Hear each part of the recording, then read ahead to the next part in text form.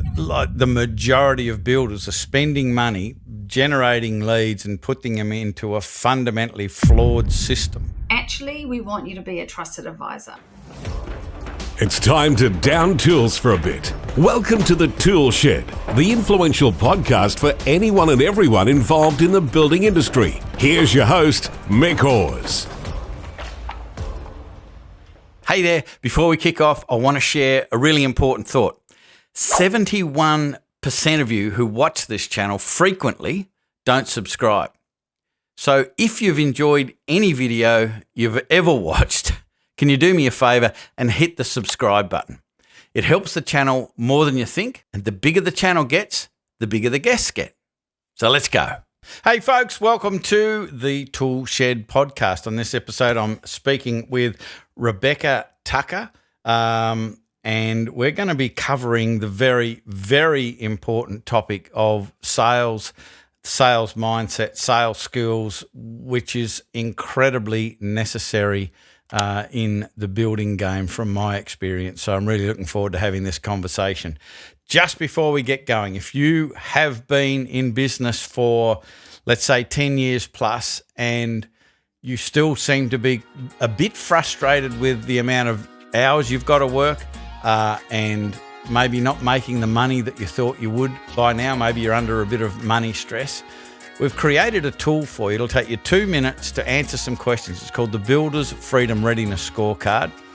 And you answer those questions and it will generate a report, the state of the nation for you, like where you are at the moment. But the really cool thing is that it will give you a few ideas as some actions you can take that will give you traction in both the financial and the time space for where you're at. So they're really practical ideas that you can implement in your situation that will give you traction pretty quickly. So it's a great investment of a couple of minutes. So hit the link, it's in the description there, and answer those questions. But not yet, because we're going to speak to Angela Tucker. There she is.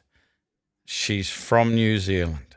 She's the CEO of Sandler Training in New Zealand and Australia. And for some reason, she's in Adelaide right now. So let's find out why. Welcome to the podcast. This is one of my favourite topics. It never used to be, but it is now. So I'm really looking forward to our conversation. How come you're in Adelaide? Well, when I took over for Sandler Training for Australia and New Zealand, it really meant that I could live anywhere across this whole territory. And so what happened was I was flying over here. I was helping a whole bunch of clients in Adelaide. And I love wine. Okay. Say no more. Adelaide is just like this wine region capital. And it was just so beautiful that I came over and bought 62 acres in Adelaide Hills and run as another little sort of hobby thing as I run the farm. And I also have a Airbnb cottage in Adelaide Hills as well when I'm not doing Sandler. Living the dream by the sounds of it. There's not too many other places, maybe the Hunter Valley, you know, if you're into wine. Yeah. But as I said, the whole sales thing is one of my favourite topics. It used to not be at all. And I remember having a conversation, I'm going to say 37, 38 years ago with a mate of mine.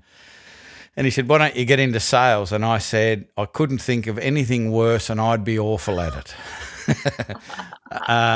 And sort of I've been learning and teaching a bit of it over the last sort of 35 years.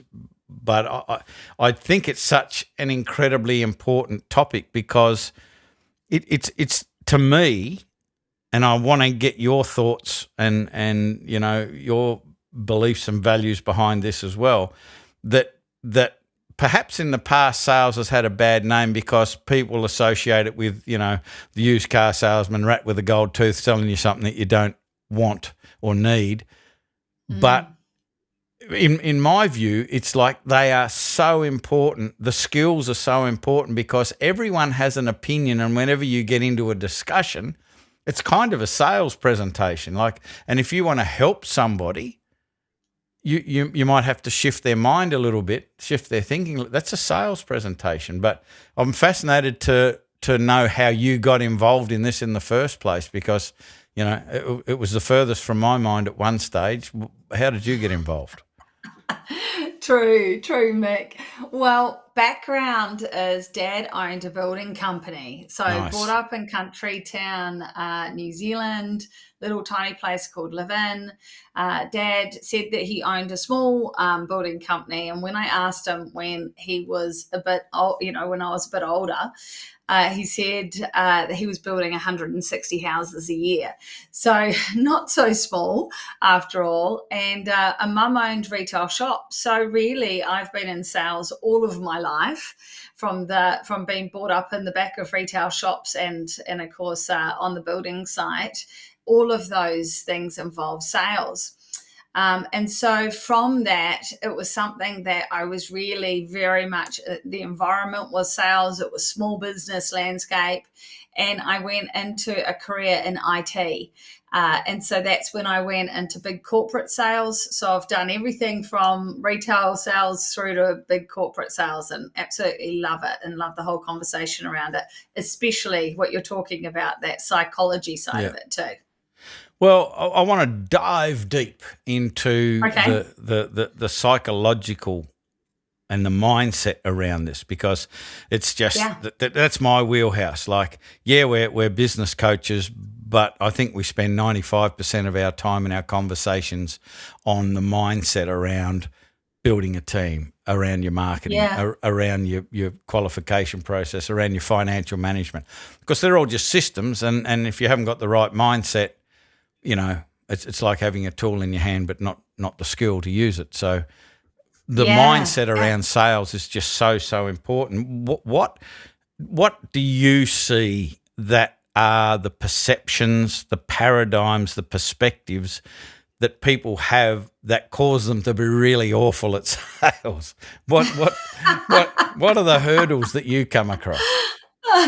So look, the first thing we normally have to do when we're working with a technical organisation, and I say technical organisation, so they're builders, trades, they're very technical organisations, right? The first thing that we always generally have to do is shift the mindset piece. And it is simply because there is this really negative stigma around sales. Yeah. We playfully say in the first part of our training, whenever we're doing training or consulting, what did you say to your kid when it was little? Did you say, when you grow up, do you want to be a salesperson? Oh, yeah. And the reality is no one ever does, right?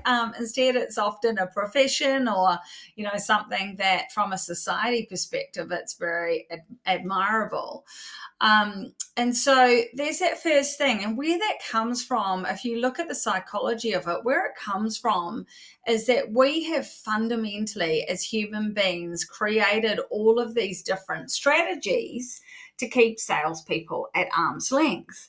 And they could be, doing things like, I'm just looking, or using stalls or objections, all these different strategies.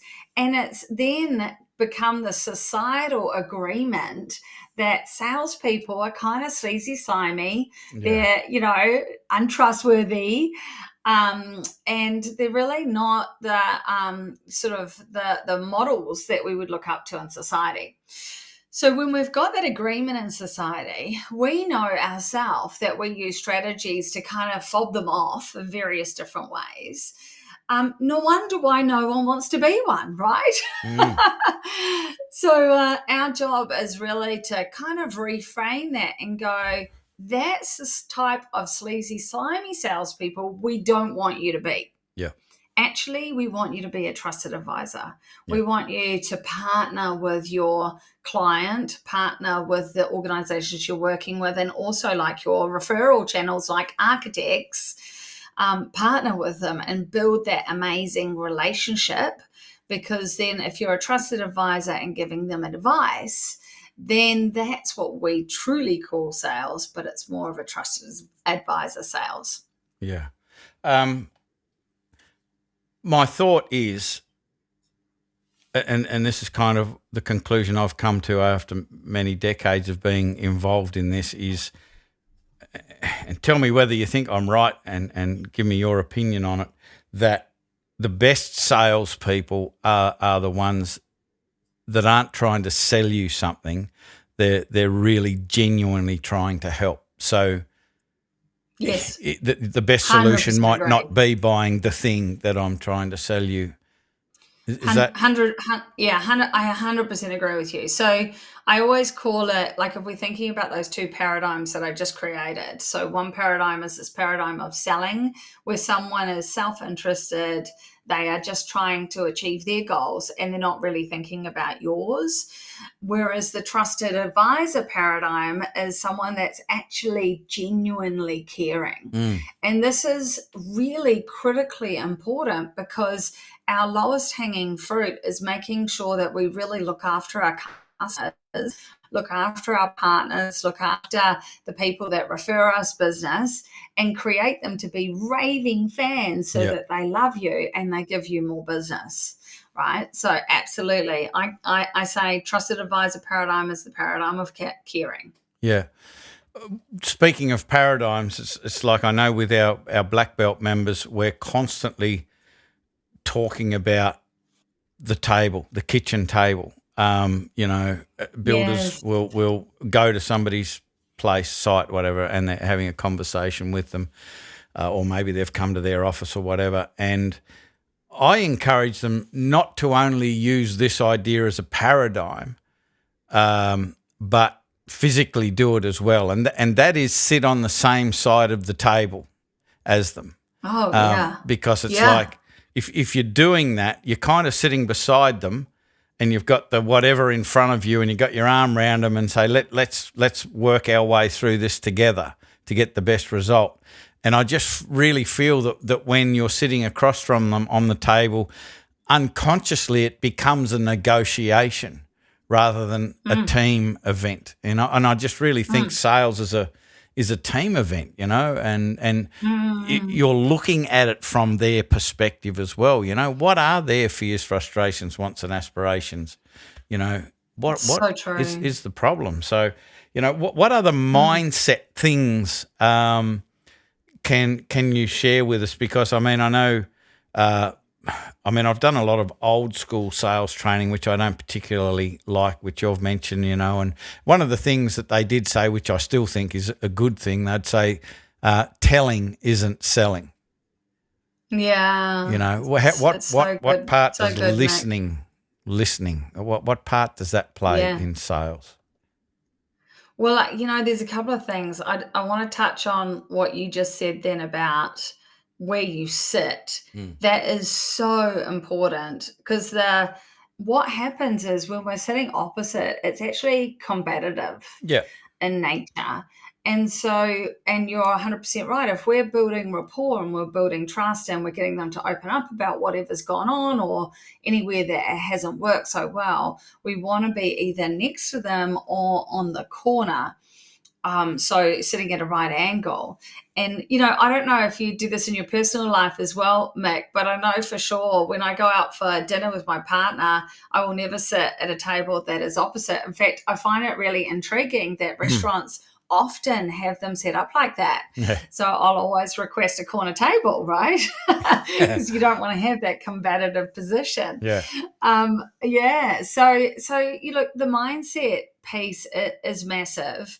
When we holistically look at sales in a building company or in a trade company, we're looking at mindset, we're looking at what their behavior plans are and what the technique is. But coming back to mindset, the biggest issue around mindset often is we're not prioritizing the saying, we don't know necessarily how to do it anyhow. So, or do we even want to do it? So if we can overcome that barrier by creating that looking at it differently piece around sales, that's the first piece. And then it's a matter of then often we can solve the motivation behind doing certain things by helping understand how to actually do them. Because once you unpack, how do I have that conversation with the architect? Or how do I have that conversation with the client to see if they've got any additional work coming up, and it's not just ringing up and saying, hey, have you got any more jobs coming up? But there is actually a structure to that conversation that then helps overcome the fear barrier of what do I say when I get on the phone? Yeah. Yeah, and like I think we probably should talk about, preparation and structure also at some stage in this conversation. But you mentioned rapport, the word rapport. Yes. That is absolutely critical from a sales perspective because it is, you said trusted advisor, and it is all about trust. So what are some of the things that you like to put in front of people when you're doing the sales training in relation to skills and mindset around building rapport? Because it's kind of, I don't know, I'm going to say it's like 90% rapport and 10% the rest of the stuff. It's true, right? Fundamentally, we believe that you're going to do business with the person that you like Yep. and that you trust. Yep. And that you're trusting them to solve whatever it is or build whatever it is, solve the problem, whatever those things are. And so that building rapport is actually the number one priority in the Yes. whole thing. Absolutely. So for us to know, like, and trust each other. Yeah, so critical. So there's a bunch of different skills that we look at. But first of all, I want to start with, where are we trying to end up? So if we sort of look at rapport on a scale of 0 to 10, 0 being that I'm being treated like a vendor, so I'm subject to a tender and I don't even have a conversation prior, I'm just being treated like a vendor. 10 being I'm being treated like a trusted advisor and Yep. I'm being asked for information and guidance and help. That's where we want to be, because effectively you're writing the tender, right? Yep.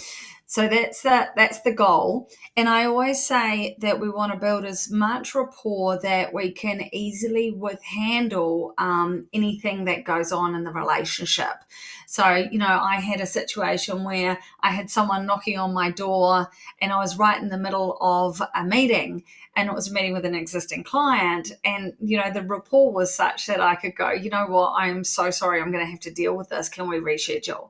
And that's the level of rapport that you want to have, and that it's not a problem. We could laugh about it later on and it's totally fine.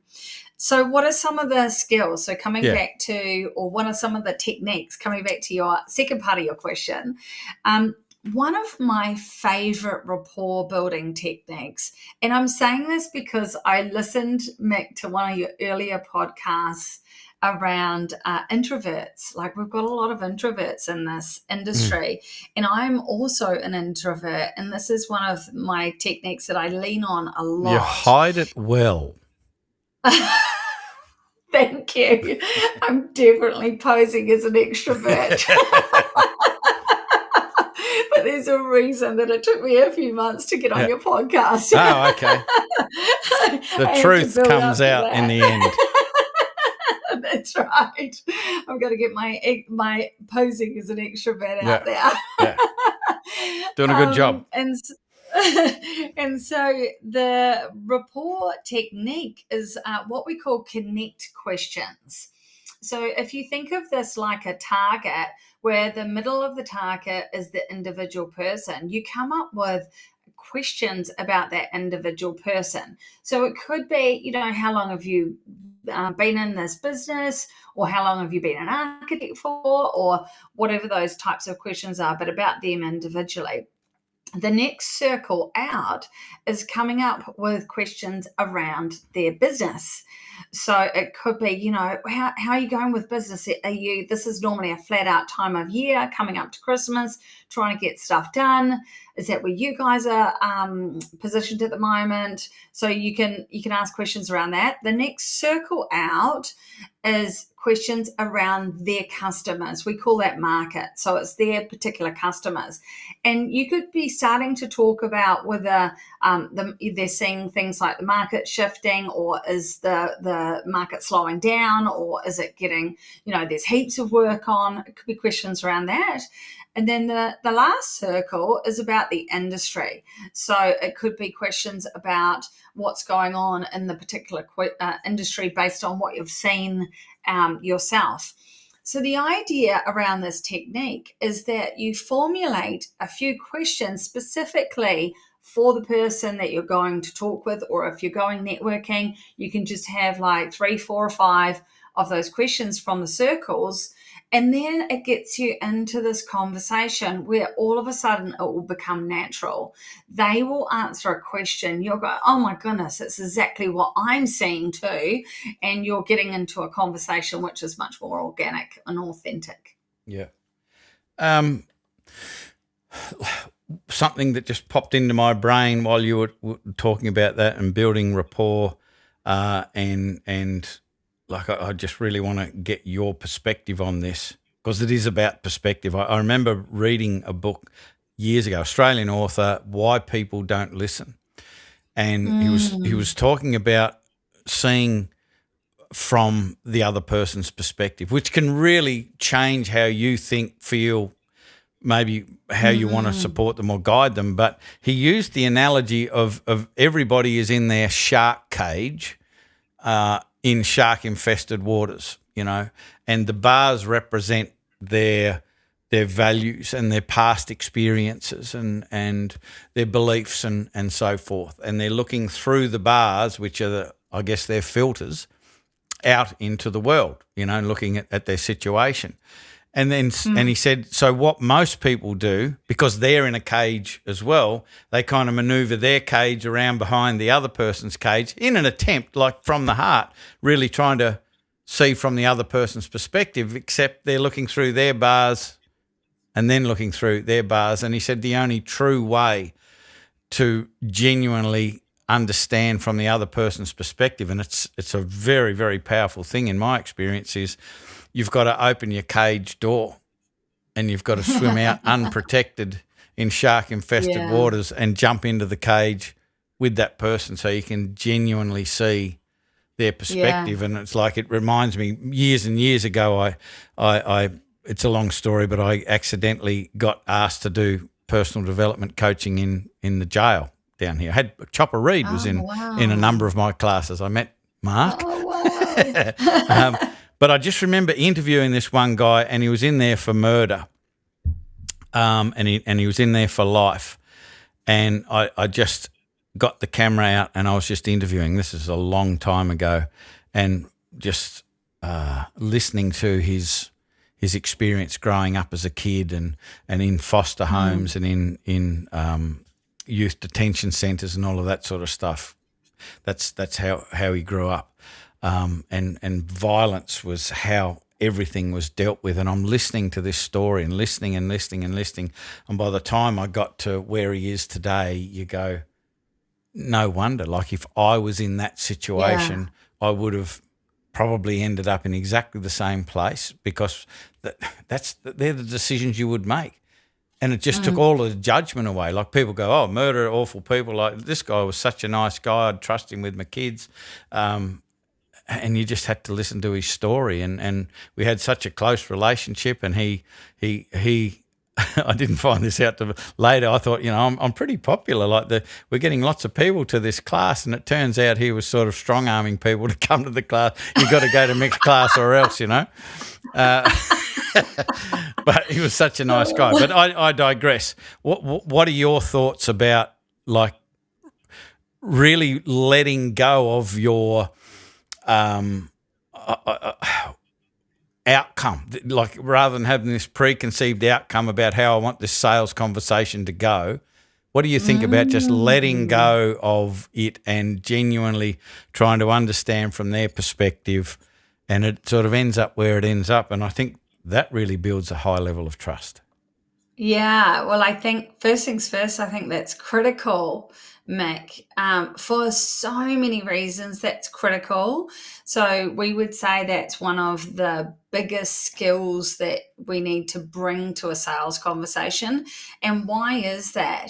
Because if we don't have that viewpoint going into a sales conversation, then we're not going to have the guts, the Yeah. courage to say what needs to be said or to Yes. ask what needs to be said.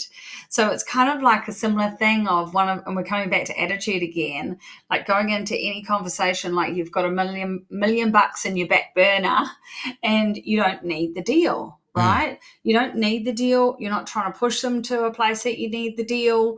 All we're trying to do is have a conversation to figure out if there's something that you need that I've got that I can help you with or not. And both is totally fine.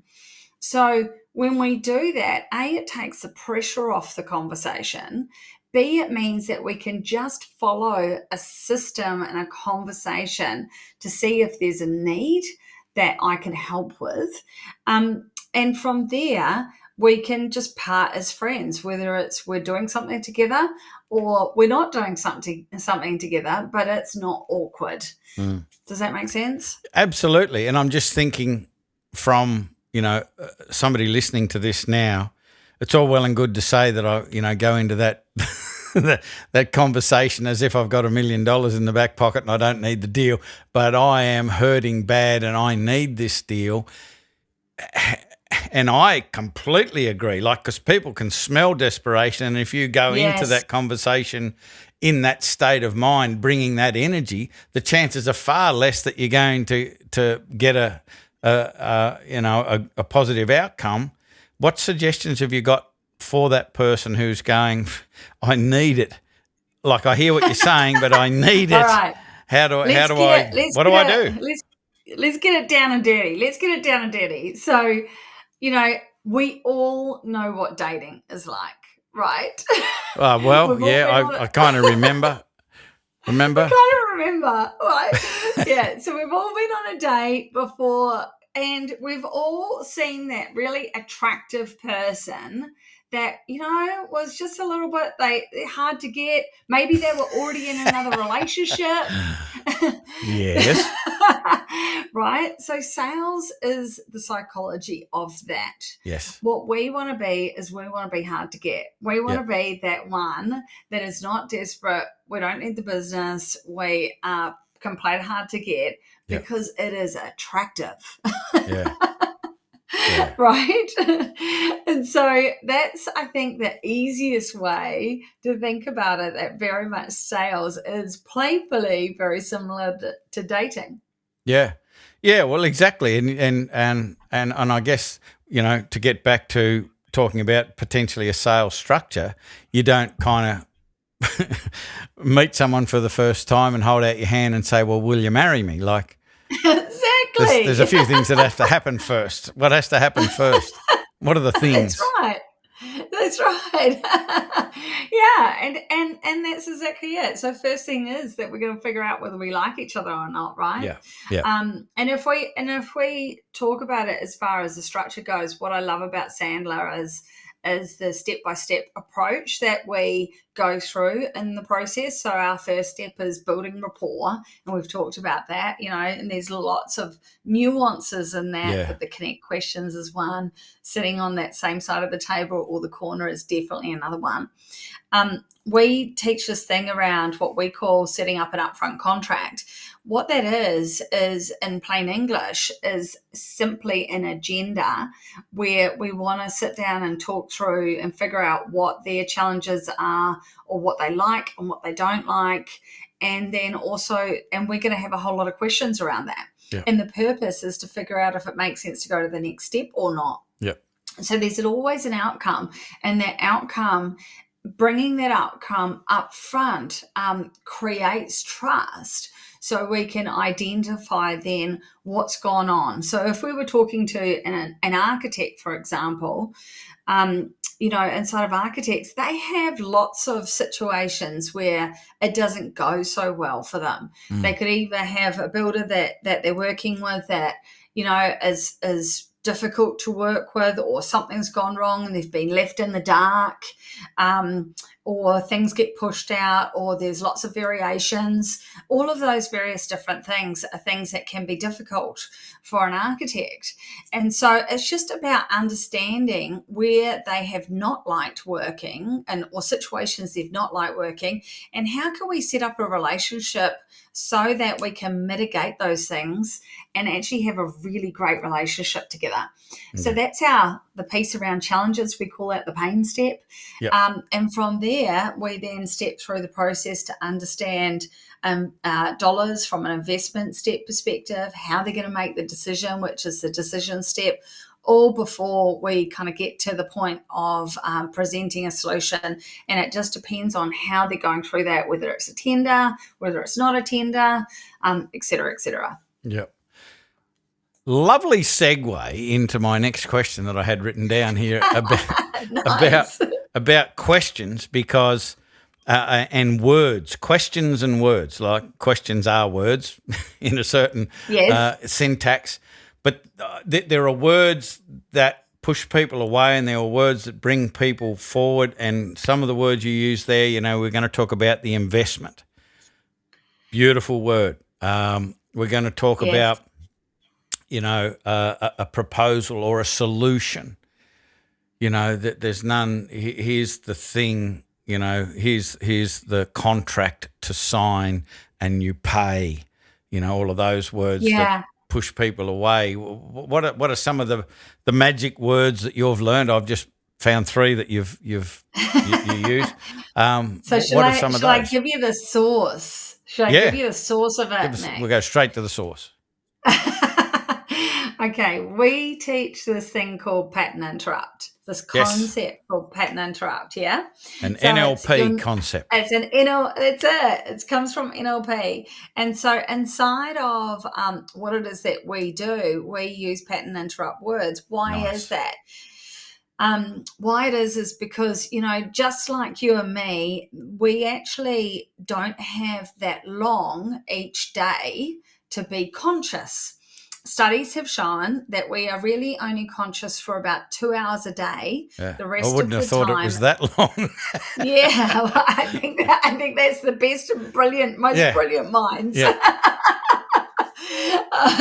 And which obviously we're part of, Mick. Absolutely. We're on the committee. That's right. Which is why the rest of our time we're in this sort of automatic process. And the same way I say, hi, how are you? People say, good, thanks. I went through the airport the other day and the security guard said to me, have a good flight. What did I say? You too. He's not flying anywhere. Yeah. Oh. He wasn't flying your plane, because that would have made more sense. No. I hope you have a good flight if you're flying my plane. That's right. And so we've got all these things that we do, which is very automatic. Yes. Yeah. When we're in a sales conversation, we want them to be present. We want to figure out a way where we can actually be part of those 2 hours a day to get them present. So when we ask something random, it's a pattern interrupt question. We use a random word. We're going to jolt them to be present. Yeah. So a great example of this, I'll give you an example where I did this actually with a group of friends when I was going out for dinner. We were sitting around the table, and I practice this stuff all the time, by the way. We were sitting around the table. People have just come back from a holiday, and normally you'd say, hey, how was your holiday? What did you do? They're the normal type of questions.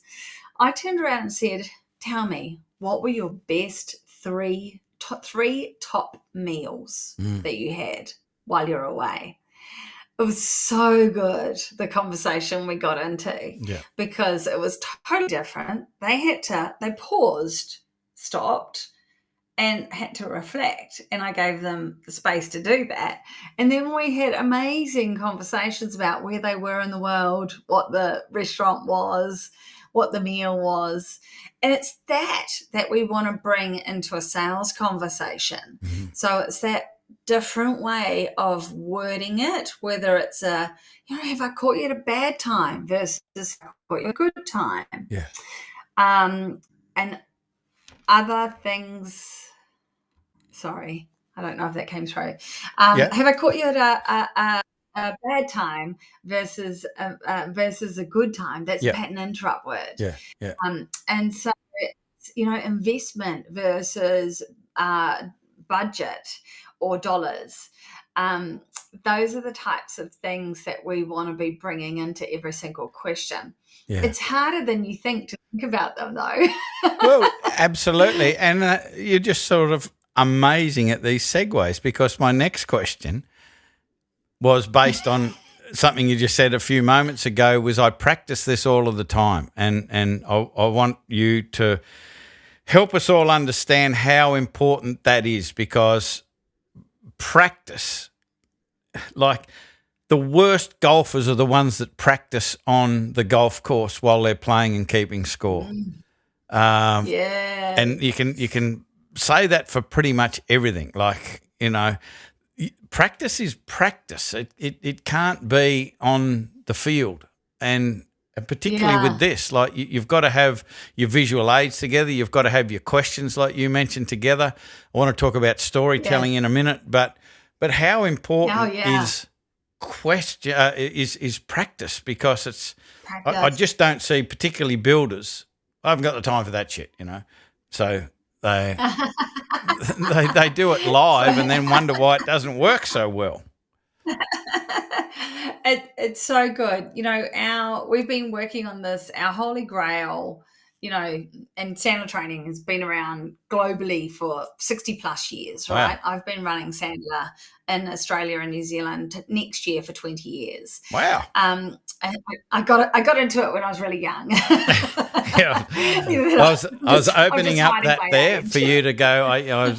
I started when I was 14, is it? Exactly.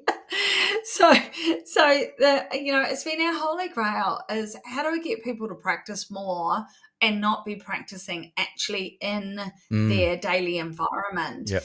And it is crucial. In fact, actually this year, a few months ago, we just brought out an AI role play coach. Oh, nice. So that you can practice. And it's so cool, because I've got this guy, one of my clients, he's sort of an older guy.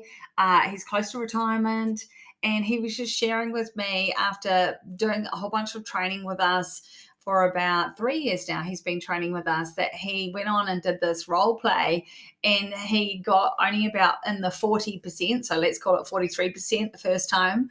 Then he did it a second time and he got in the 60s, and he did it the third time and he got in the 80 percentile. I was just so excited to see, first of all, that if we've got this thing that we can practice with, we can do it in our own time. But also the thing that I really noticed is that the use of AI, we can take advice from AI without getting our, upsetting our ego. I was going to say knickers in a knot. Yeah. Well, yeah. But upsetting our ego, right? We can take it. Yeah. How bizarre is that? The other part of that is like sales and practice and refinement of the skills and the philosophy is not a one and done thing. I've done the course. Now it's just a forever thing as far as I can ascertain. Yeah. I mean, I certainly don't know it. Well, I say that I've been in the longest sales training course, for 19 years, right? Yeah, absolutely. But we've got to keep going. Yeah. That's right. Storytelling. Yes. I just feel that's such an essential skill. We were talking about this just today in a conversation with our members.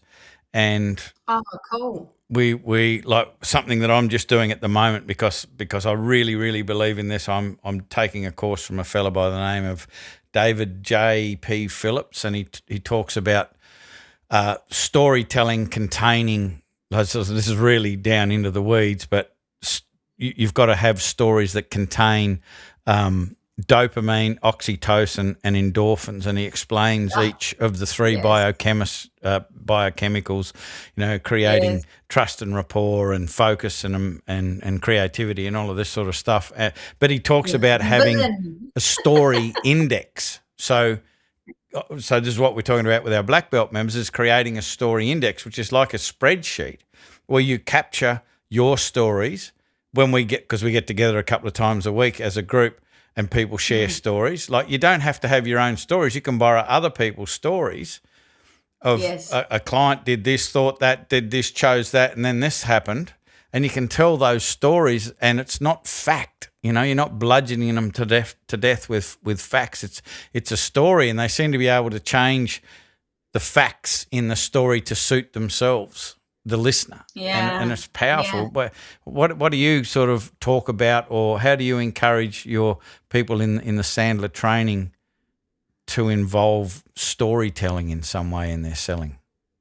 We do a lot of work around storytelling because we use storytelling through various different stages of the sales process. So one of the first things that we do is actually help people. We call it a pain matrix, where we help people identify key problems that they have that we can solve, and that then feeds into the villain of the story. Yeah. And any good, I liken it to this, if you're watching a Netflix episode, it's always episode 1. We don't want to get to the solution. We just want to get to the murder and what's going on in the scene. So there's a villain. We know there's a villain out there. And so when we're telling those stories, we'll use them in context of, we want to maybe get someone that we're talking to look at something that they haven't looked at before. So instead of coming in there with our opinion, and we might get it right, but they might not have seen it yet, and we could lose rapport. We don't want to do that.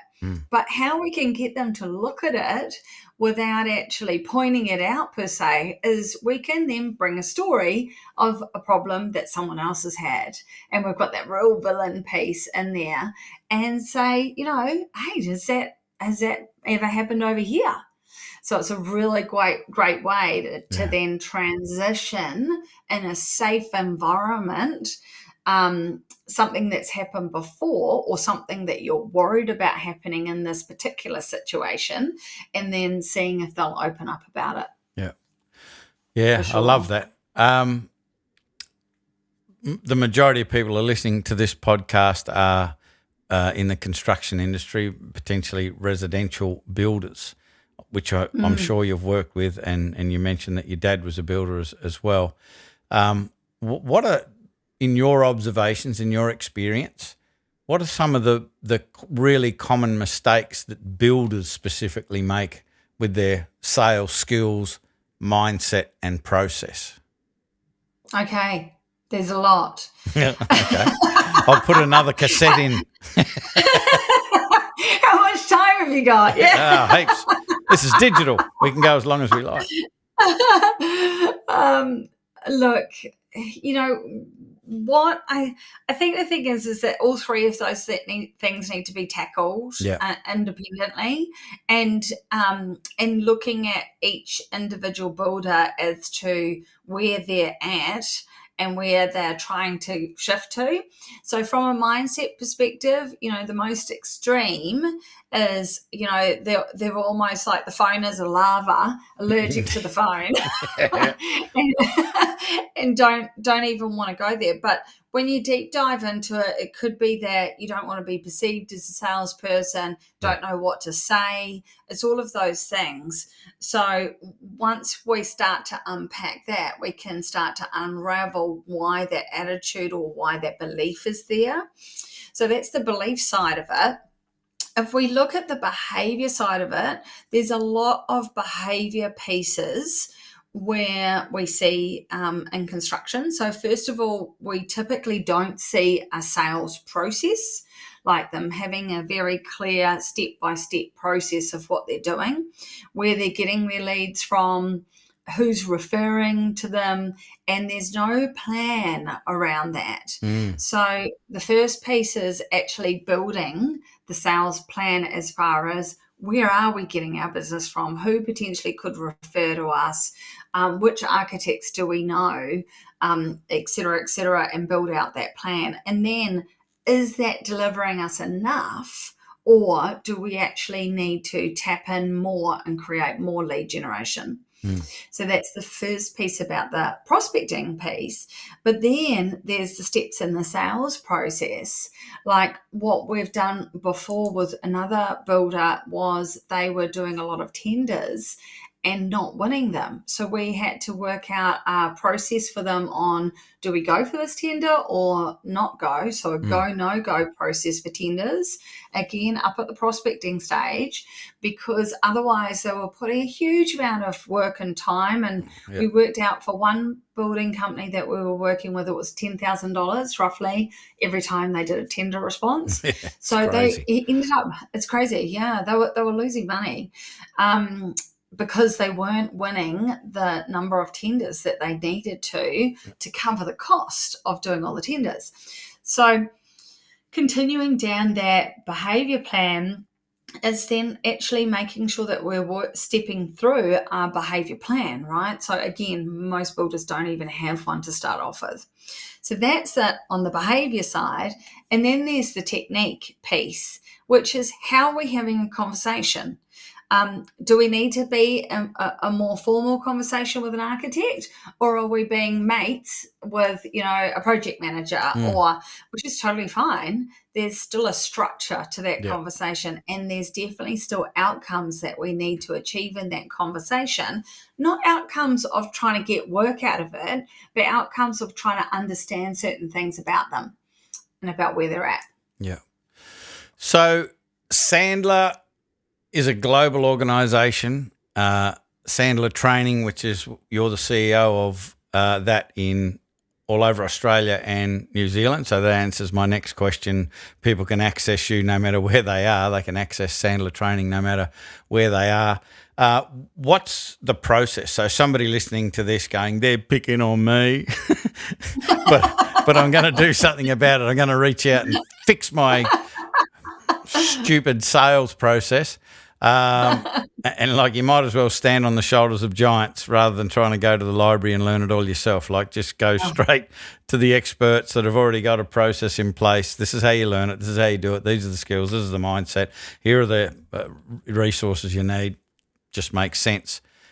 What's the experience? Like what's the process someone listening to this would go through? Yeah. Okay, cool. So if they contacted us and wanted to talk about their business. So first of all, I come from construction. Yeah. So no question is a dumb question. No situation is terrible. Yeah. We are not, that is one of our things, is to absolutely not judge where you're at. I am just simply passionate about helping people. That's what we're about. So the first thing we do is we would normally just have a conversation, figure out where you're at. And then if you are in the box of don't even understand what I mean when I say sales process, what I would do is I would invite you as my guest to come to a session that we run, which is why salespeople fail and what you can do about it. Yeah. And we actually look at the psychology of how people buy and why there's this whole sleazy, slimy sales stigma out there in the market. And then what the traps that we fall into when we're dealing with prospective clients doing those sorts of strategies. So it's a training in its own right. They can come into that as my guest. And then after that, we have a conversation and go, okay, how often is this happening in your business? Let's talk about it. And we start to diagnose it. What we then do is we look at it from a viewpoint of those three things: attitude, mindset that we've been talking about, the behavior plans, have they got a sales process, and where are they at with that? And also, do they know what to actually say? So the technique side of it. And then we work out what's going to be the best way to support them from where they are right now to incremental change. So whether that's training, whether that's coaching, whether that's consulting, whether that's AI role play coach, there's various different things that we can do to help. Yeah. And so we just work that out together. So I want to tell you what really shits me before we get out of here. And that Please. and that is that builders don't seem to have an issue with throwing money at, some form of lead generation, whether it be advertising, website, social media, and that shits me because the majority of builders are spending money generating leads and putting them into a fundamentally flawed system. And if we think about it, if we step back from it and go, the big majority of the problems, financial, stress, time, come from allowing I'm not even saying that it's the client's fault, but because we don't have a good process like we've been talking about today, the stuff that you guys teach, to be able to create trust and set expectations before we start shoveling dirt and banging nails into wood. That's where all of the problems happen because we haven't set the expectations. We've had a rubbish process from lead to client, and then all of a sudden it's a nightmare client. It's not a bloody nightmare client. It was poor communication, poor sales process, poor sales skills and communication skills that have created the majority of the problems, and that creates time crunches, it creates stress, and it creates financial issues. So basically what I'm saying, Rebekah, is that people should reach out to you and at least have the conversation and go as your guest to, why salespeople fail, and then go and take notes and learn. Because it's like it's something that can be fixed inexpensively. Like in the scheme of things, it's inexpensive time, inexpensive money, but it's something that will serve your business well into the future. We have a process in our introductory membership called Blueprint, and we only talk about 3 things, and one of them is what we call the quality client pathway, which is the sales process, and it's like it works. Even if you've got a trickle of leads, why generate more leads and put them through hell? Like, have a really great process and just get a trickle of leads and practice before you speak with them, and then put them through this wonderful process. They become an amazing client, bring other amazing clients in. Like the sales process is where it's at. It's absolutely critical. And I love what you're saying, just to pick up on one of the key points then is it's about the setting expectations. One of our steps in the sales process is we call it the post-sell step. And it's actually all about before we shovel dirt or hit a nail in, we're going to set up what the rules of engagements are for what's going to happen next. And what can occur is we could turn around and go, like, if there is something that typically happens, like, there's often things that go wrong in any project, but we could actually have an agreement on how together we're going to handle that. So it could be like a monthly catch up or whatever the situation is, and we come together and we go, okay, this is what we need to table. How are we going to work through that together? So I love it. Yeah. So final question, did all of the fears that were in front of you that took you so long to get onto the podcast come to fruition, or did you survive without a scar? Oh, Mick, you're wonderful. You're wonderful. Thank you for making me feel very comfortable. It was great fun. My introvertedness. You hide it well, I must say. Hide it well. So thank you so much for putting the time aside to have a chat with us. As I said, it's one of the most important topics, I think, from a business perspective, that kind of just doesn't get looked at, and it doesn't have to be scary, and you can, as you're evidence here on the podcast, you can even be an introvert and make it look easy and effortless. So thank you very much for being on the podcast. Thank you for having me. Nice to meet you. So, folks, I hope you enjoyed that conversation. I also hope that you reach out to Rebekah. All of the links that you'll need to click on to contact them will be in the description or the show notes of the podcast. Absolutely nothing to lose. Absolutely nothing to lose and everything to gain. And that's, I'm not getting any kickback from this. I'm saying this because I absolutely believe it, that the most critical part of the business is those expectations through a great process where you're really understanding their fears, frustrations, wants and aspirations. You've got skills to be able to build rapport and trust. They treat you like the trusted advisor. And then it's a team. You go into this project and it's a team and it's enjoyable, and in a building project, you do come across problems. Every single one. There's no such thing as a building project that doesn't have a problem. But if you set up those expectations and you work as a team and they see you as a trusted advisor, you work together and you can overcome those issues and it doesn't affect the relationship. So I encourage you to reach out and explore and see how you can improve that part of your business. So I hope you enjoyed this podcast. Just a quick reminder, if you haven't done the Builders Freedom Readiness Scorecard, the link is in the description. Take you 2 minutes. Be a great investment of 2 minutes for sure and certain. We'll be back with another episode of the ToolShed Podcast before you know it. I'm Mick Hawes from Builders Business Black Belt. That is all. I am out. Bye for now. You've been listening to the ToolShed. If this podcast struck a chord with you, make sure you spread the word by sharing it with your mates in the building industry.